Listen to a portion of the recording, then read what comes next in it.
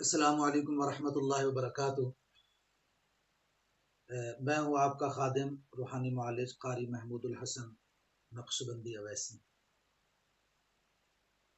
آج کا ہمارا موضوع ہے روحانی ترقی کا عمل۔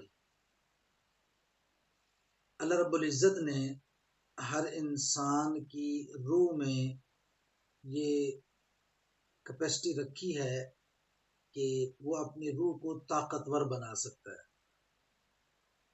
جب انسان کی روح جتنی طاقتور ہوتی جاتی ہے اتنا ہی اللہ رب العالمین کا قرب بھی حاصل ہوتا رہتا ہے اور نیک اعمال پر پابندی کی توفیق بھی مل جاتی ہے۔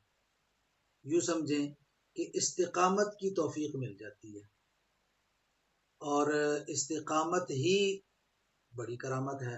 الاستقامت فوق الکرامہ، کہ استقامت بڑی کرامت ہے۔ جس طرح ہم بزرگوں کے واقعات سنتے ہیں کہ فلاں بزرگ وہ ایک لمحے میں کہیں سے کہیں چلے گئے۔ جس طرح دمشق کی جامع مسجد کے ایک بزرگ، وہ جمعے کی نماز پڑھی، انہوں نے جمعہ پڑھایا، اس کے بعد خادم سے کہنے لگے کہ چل آج تجھے حرم شریف کی سیر کرواتا ہوں۔ خادم نے کہا جی سبحان اللہ، میں تو بالکل تیار ہوں۔ تو خادم سے حکم دیا کہ میرے ساتھ جانا ہے لیکن آنکھیں بند کر لینی۔ تو انہوں نے ہاتھ پکڑا اور مسجد میں چلے۔ تو خادم کا بیان ہے، خادم کہتا ہے کہ حضرت نے میرا ہاتھ پکڑا اور اتنا چلے کہ مسجد کے ایک ستون یعنی پلر سے دوسرے پلر تک اتنا۔ اب آپ دیکھ لیں مسجد میں، بڑی سے بڑی مسجد میں جو پلر لگے ہوتے ہیں، ستون ہوتے ہیں، کتنے فاصلے پر ہوتے ہیں۔ تو اتنا چلا تو میرا ہاتھ جھٹک کے مجھے کہا کہ اب سویا رہے گا، آنکھیں کھولنا۔ تو کہہ رہے میں نے آنکھیں کھول لی تو ہم حرم شریف کی سیڑھیوں سے اتر رہے تھے۔ اب آپ اندازہ فرما لیں۔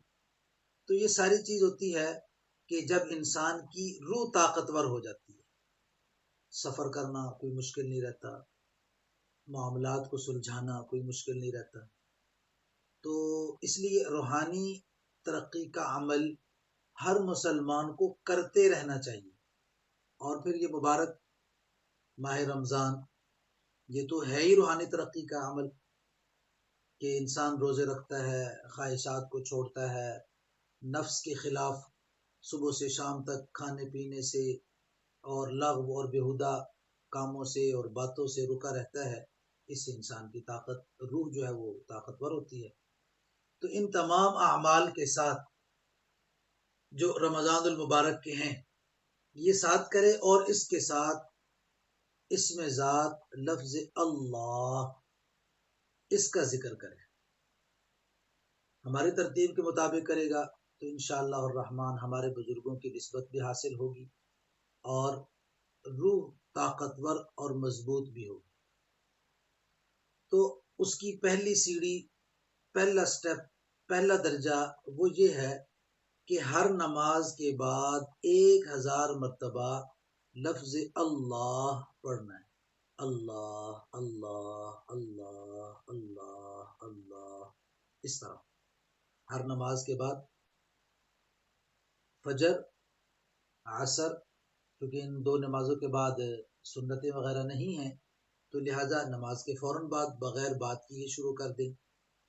اور ظہر اور مغرب اور عشاء، چونکہ عشاء کے بعد تراویح ہیں تو پوری نماز پڑھ کے، تراویح وتر پڑھ کے، ظہر کی سنت اور نفل پڑھ کے، مغرب کی سنت اور نفل پڑھ کے یہ اسم ذات کا ذکر کرنا ہے، اور پوری توجہ کے ساتھ، پوری یکسوئی کے ساتھ، آنکھیں بند کر کے، موبائل کو آف کر کے، سائلنٹ پہ نہیں لگانا، آف کر کے، یعنی جب آپ یہ ذکر کر رہے ہوں تو کوئی چیز آپ کے اس ذکر میں مخل نہ ہو، دخیل نہ ہو، آپ کے دل کو تشویش میں نہ ڈال دے۔